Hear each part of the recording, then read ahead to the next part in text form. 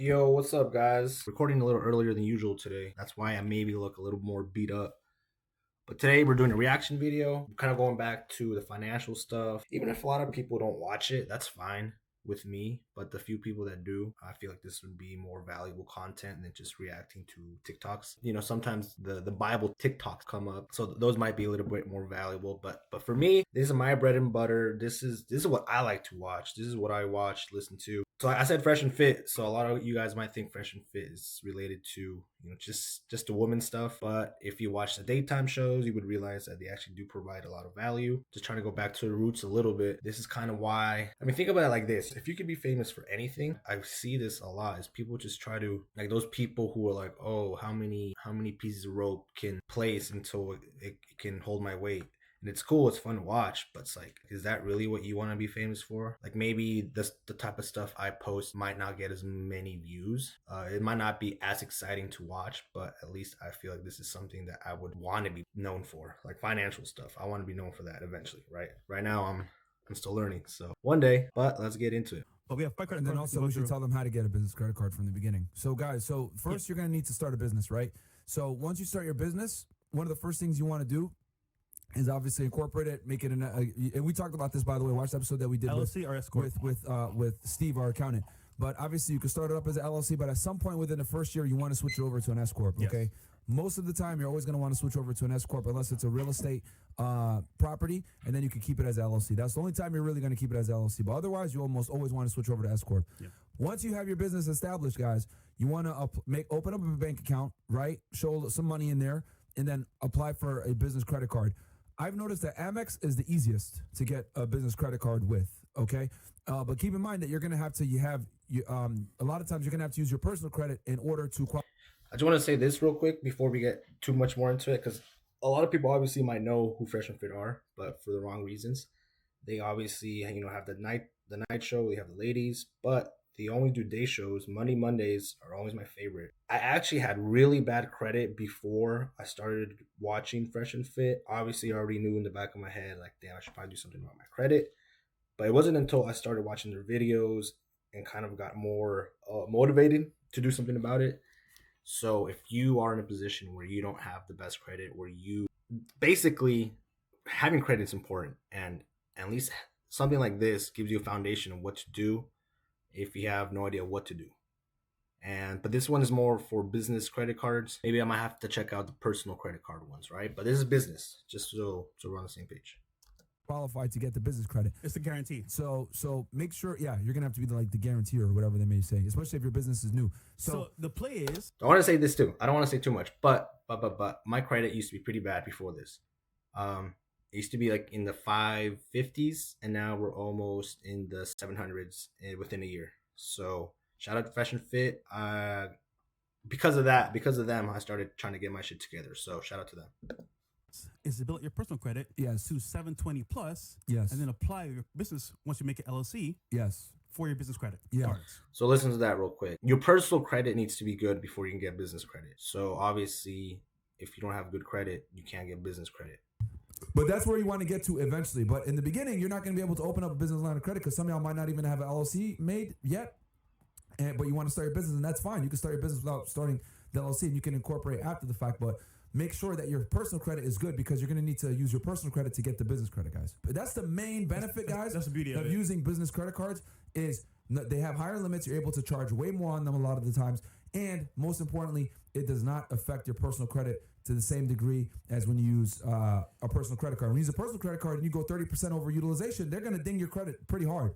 But if you have a business credit card and you spend $100,000, it's not going to have the same effect on your personal credit score because it's I got approved for a $2,000 credit card recently, and 30% of that is only $600. So even though I have $2,000 of credit that I could use to increase my credit score faster, best to just stay under that 600 or at the $600 mark. And that's kind of new information to me. I never ever knew that. When you think, oh, I have a credit card, or in the limit is however much, you think you could probably just go as high as possible and spend as much as you can, right? But that's not the case, and it's weird that no one explains how credit cards work. Even the banks, for the most part, I don't think they explain it too well. I had to call around and find out and talk to other people. Some of them I know got fucked over from their credit and then they had to figure it out. And I think that's what happens to a lot of us too, is we go in kind of blind and not know what the fuck we're doing. So shout out to Fresh and Fit for talking about this. I'm not a credit card professional, but this is sound information to know, right? It's a business credit card. I think as well, don't forget that with business credit cards, you can also get better rates, one, and you get higher limits, like you said before. Way higher limits, yeah. But keep in mind too as well, with the business credit cards, if you don't have actual credit from before, like it's hard to get the card, like personal guarantees that we said earlier. So that's a good point. Yeah, so just keep that in mind, guys, that And I want to say this too. You haven't talked about it yet, but the younger you are, the better I think it is to get on this. So, you know, you might be looking at this like 16, 17 years old and might think, oh, well, this doesn't apply to me. But by the time you're 25 years old and you're trying to buy, you know, a car or a house, having a history is one of the biggest factors of your credit. So, you know, as soon as you're 18 years old, have a job, have steady income. And then I think that's when you should start using a credit card to basically pay for everything, all your needs. And I want to say this part myself because this is talking business credit. So I don't know if they're going to mention this, but if you have the money for it, pay it off your credit card first and then immediately pay it off with the money you have. So that way you're not building a bunch of debt up and then, you know, that's where the interest is going to fuck you. By the time you do need something big like a car or a house, you have an established credit from a very long time ago, and that's going to help a lot. I got high interest car loan, 20%. God damn. Should I pay it off first? Or can I start doing Amazon FBA with KT? 28. See, I like these questions too because I got a fucking brand new truck at 18 or 19. Thankfully, my uncle helped me. He was my co-signer and he has really good credit, so he helped me get that. But if I was really dumb enough by myself with my bad credit, I mean, at the time I didn't have any credit, so he definitely helped me establish credit now. But I mean, a lot of us make mistakes like that. You know, getting cars that obviously we want, super high interest rate that kind of hinder us in the future. I mean, I'll say from personal experience, like I love my truck, but I kind of, you know, $500 every single month I could have stayed in my bank account, and now I have to work every single month, or else, you know, I'm gonna lose my truck. So it's interesting how we make these emotional decisions young. It kind of ends up biting us in the future when we are starting to start our lives versus just trying to like make our lives look like we have more than what we actually do. Generally, I would say pay for your debt first, then invest into the business because you're going to be at a deficit currently at this point. So Yeah, whenever you have super high interest loans like that, guys, you got to pay it off, bro. Yeah. Because it's going to eat you alive down the road. That's damn near a credit card interest Bro, rate, man. That's that's a fucking lot. wild, bro. Why'd you... Bro, guys, stop letting... you know what we need to do? We need to do an episode because we've been getting a lot of these questions on buying cars. yeah. Bro, we need to do an episode on the automobile market and how to navigate it properly in Actually, today's day and age. like- Just for context, 20% is a lot. I think I'm around 7%, 7 or 8%. So I mean, that's what, almost 4 times more. Yeah, we need a whole episode on that. Yeah, we need to do an episode on this for the guys because this is like maybe the 50th guy I've seen within the I'll say past this. month. Even- Easily, that's even talking myself- about cars. The money I've wasted or lost on cars was immense. However, if we can stop you guys from doing that too for yourself, it'd be way better because Yeah, bro. for a guy, a car is going to be like his, like, I want to say go-to thing to buy. So Yeah. that can hurt you a lot. We'll do an episode for you guys on cars, and we'll do it from fucking Z. Hondas all the way up to if you want to get a Lamborghinis. luxury car. Yeah. How to properly do it, because I think at this point, Fresh, you pretty much know how to get any type Bro, of car. I took too many L's to not tell you guys. Actually, you know what? Golden rule. Never buy a brand new car. Unless you get an allocation for like a Lamborghini, the special, or Ferrari, the special. But an average car, luxury car, regular, don't buy it brand new. Trust me when they say you're going to lose money. 100%. So, Even for business purposes. even business, I wouldn't do it. Damn, even buying a G-Wagon get for the tax pre-owned. write-off. Pre-owned or off lease. I will not buy a brand new car ever again. You have a car rental business, Actually, so I'm gonna drop a full length video about this, but you can actually get cars that you want, rent them out, let it pay for itself, and have your dream car at the same time. We'll talk about it more, but that's coming in the near future. That reminds me of some Robert Kiyosaki shit. You buy something that makes you money, and then with the profits from that, you buy what you really want. So shout out to Fresh. First one, 521, is gonna be Blue Business Cash. I have this card. This is a fantastic card, guys. What made you get And it? it's easy to get too. So this was actually the first business credit card that I got, guys. Fairly easy to get. American Express is pretty flexible when it comes to, you know, new business owners. This is a charge card though, right? Which means you need to pay it in full every month. But it is a fantastic card. And the reason why I like this card so much is, let's see what the, okay, when I got it, Cashback. It was 2%. Okay, yep. Okay, Every yeah. day. So it's the same thing. 2% cash back on everyday eligible business purchases up to $50K per calendar year automatically credit to your statement. So what that basically means, guys, is every you get 2% cash back on everything. So if you spend $100, you get $2 back. Now you guys are probably like, what the fuck? That's nothing. Well, if you're spending thousands of dollars for your business, bro, you're going to be getting quite a bit of money back. And here's the thing. It's free money that you it's free money that you're getting on purchases you were going to make regardless.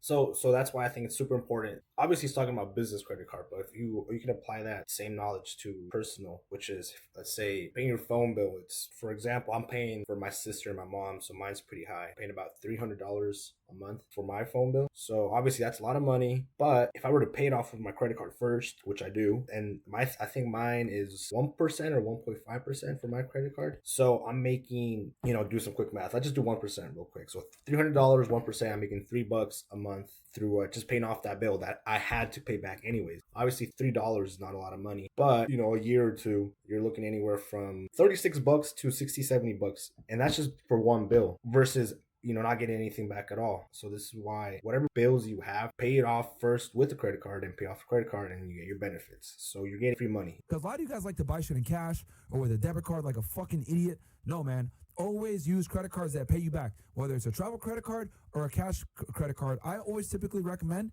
that when you get a credit card, guys, a beginner, your first credit card that's going to give you some kind of value back, the best one that most people are going to benefit from is a cashback credit card, because you can always use cash. Maybe cashback or something like that. You always want to have a credit card for the situation. And then if there's a situation that's kind of more general, right, you buy some groceries or some shit, okay, the cashback credit card is going to work. But for some of you guys, right, that love to go grocery shopping and like to cook and you niggas want to be Amaral Lagasse and shit, that's fine.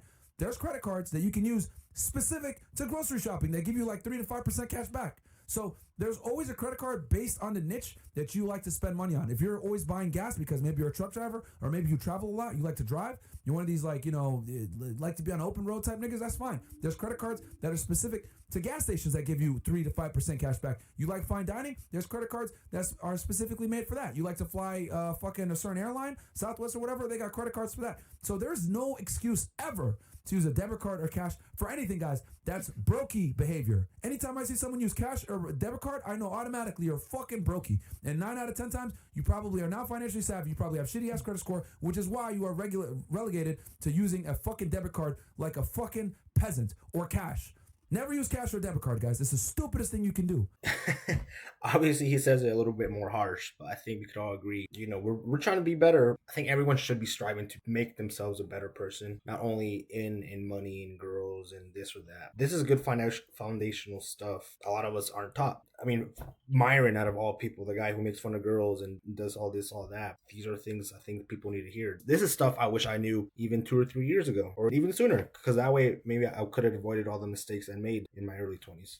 The fuck are you going to use your own money when you can use other people's money and get a benefit from it? This is what rich people do. They use other people's money to procure assets and or benefits to themselves. Even if you're buying some dumb shit, I don't give a fuck. You want to go buy some towels at Target or some shit, use a credit card. Get some money back. The fuck is wrong with you guys? That's straight up Robert Kiyosaki's philosophy is you buy credit, use other people's money. I mean, all these concepts, I've read Rich Dad Poor Dad, but all these concepts are stuff that might sound so foreign and so crazy if you don't have this kind of foundational information, which is 100% right. Like, for example, I could tell you, did you know that like 99, I could be off, it's in the high 90s. High 90% of the tax code is tax write-off. Only a very small percentage of things into the U.S. tax code is actually just straight up taxes. The majority of those tax codes are written for businesses. So this is why having a business is super important, because you can take advantage of all those. Like, for example, towels. Like, you could buy all the towels you want, but if you don't have a business, like let's say you have an office, right? You need towels, and instead of paying it with your own money, that will be taxed first, and then you spend that money. You make money through a business and then spend it on expenses for towels. If you have an office, you might need towels for, drying off your hands or whatever. And then you get taxed on what's left. It's pre-tax dollars. And then whatever's left is what you get taxed. Obviously, I'm not explaining it as best as other people can, but when I read Rich Dad Poor Dad, it really changed my perspective on everything, on all these things. Especially if you're trying to buy a fucking house, guys. You want a 30-year fixed loan. You want your credit score as high as possible, because that 30-year fixed loan that you're getting, assuming you don't refinance or do anything else like that, you're going to be stuck paying that interest rate forever, right? For 30 years. But if you have a good credit score and you got the interest rate, say the market's at 3%. You're able to get it close to that 3%, bro. You fucking won.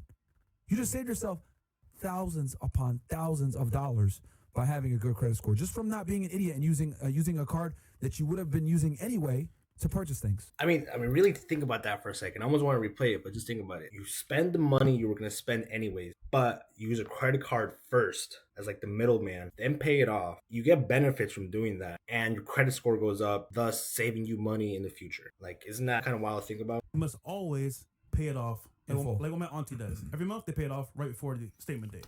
That's a big too. I probably did not mention that enough, but you should definitely pay it off. Only use it for things you can obviously afford. Don't spend as much as you can, and then you have to wait a few months to pay it off. You should spend it on the things you know you can pay it off that same month or that same next day, next week. Yeah. So it's always paid off. Yeah. No interest. The smart thing to At do, all. guys, obviously only spend. That's why it becomes super beneficial. Is you don't get interest on it. So my $300 phone bill, use my credit card, and then I pay only $300, pay it off right away. Like, I don't get any interest on it. So it's literally, the banks aren't making money off of you. As I'm sure a lot of us have a distaste for banks in this day and age. So I mean, what better way to stick it to them?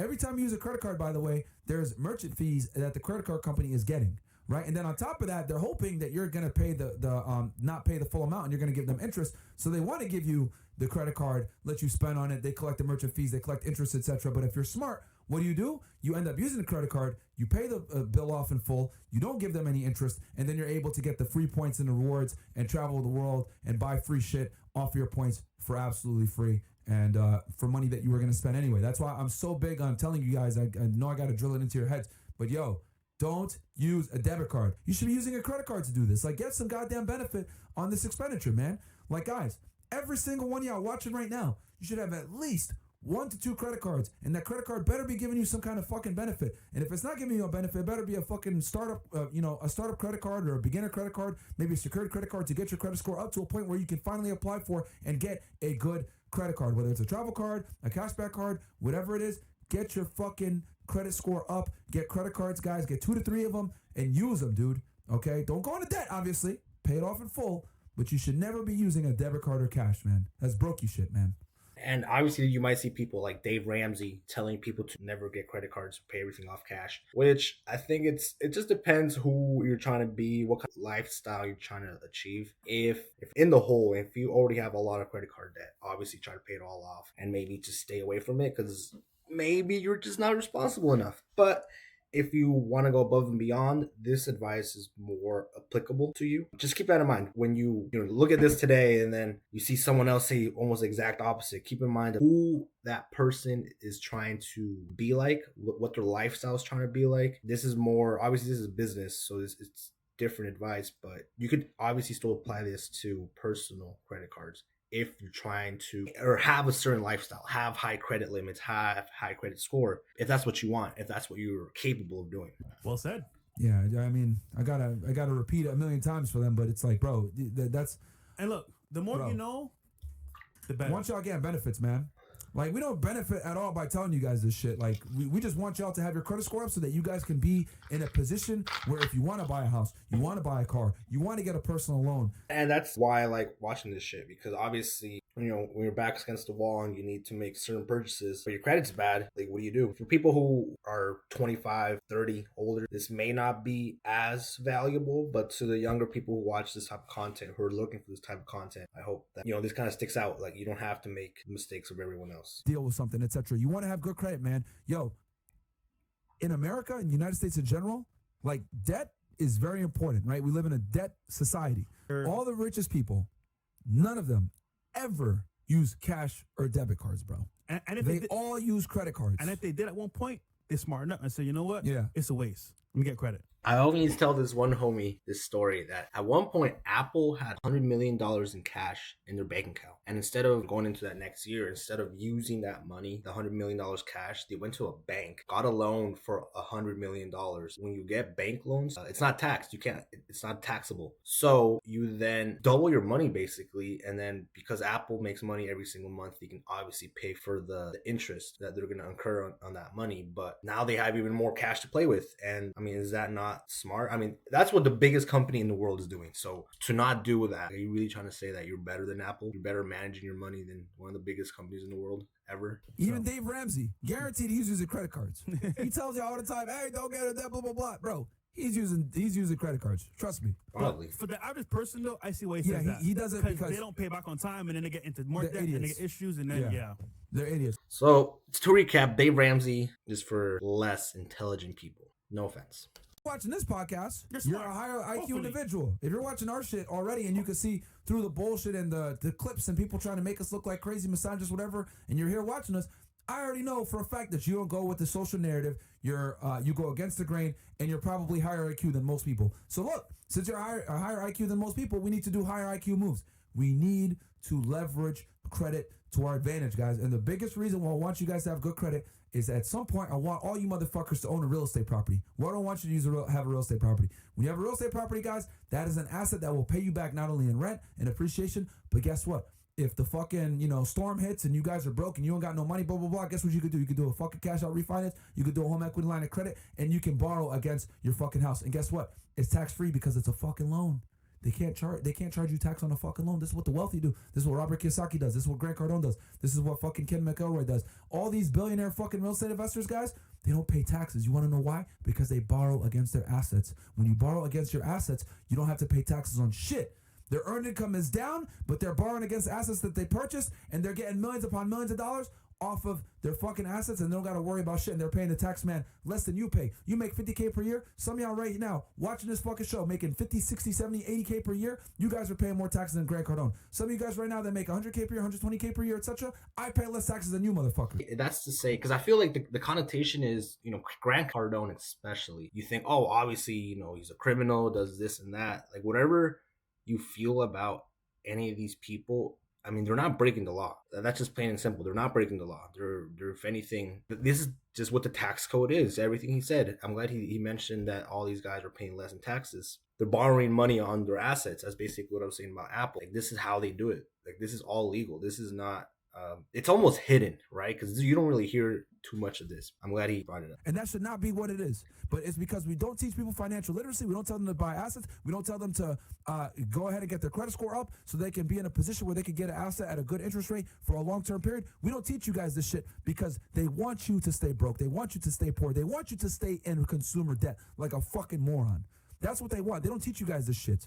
All right? And I guess, if you want to get conspiracy theory-esque on this, like, a little bit of Andrew Tate shit too is The Matrix. I think he's right. They don't want you to learn all this shit. So this is obviously, you could equate that to The Matrix.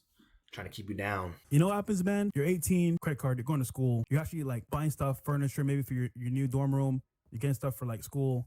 You build that credit score, but you're also spending money as well. You don't pay it off. You buy some clothes. You go out with some friends. Maybe pop a bottle or two. You never paid it back. Then you're 30 years old. You want to buy a property. You're working a job now. But you go to the banker and it says, hey, listen, man, I get property. I got family here, wife and some kids. And, I think it's time. Runs your credit, looks at your, scores, all three bureaus. He says to you, sir, we can't give you a house. You're like, hold on. I pay my taxes. I'm a good guy. What's going on here? Looks like you have some, I want to say, unpaid dues.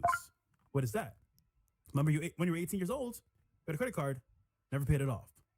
So now it's delinquent, and you have bad debt. That's why I was trying to stress, when you're a little bit older, it may be too late. Obviously, it's not. You can still fix it. But this is why I think it's super important. If you're a young person, try to learn this lesson now. Because it happened to me. It's happened to some family members. It happened to some friends. And if we could avoid it happening to other people, I think, even if at no benefit to us, I think it's for the greater good. All right, what's the next card? All right, so we talked about the Business Inc. All right, cool. Yeah.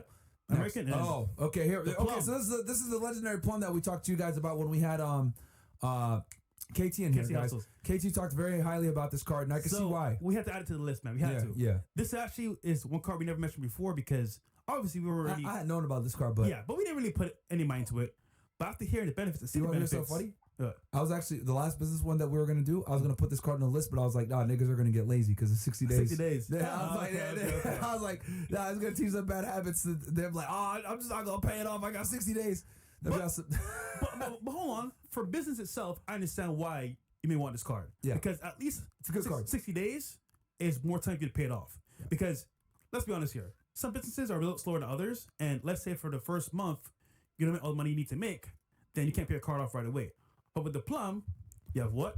60 days to pay it off for that statement. So listen, guys, if you have a business, right, where cash flow's not as good as you want it to be, maybe it's e-commerce, you have to wait for money to come in. Or you might have like some type of like weird net 30, net 60 where you don't get paid until the month after the fact for a month that already like closed. Exactly.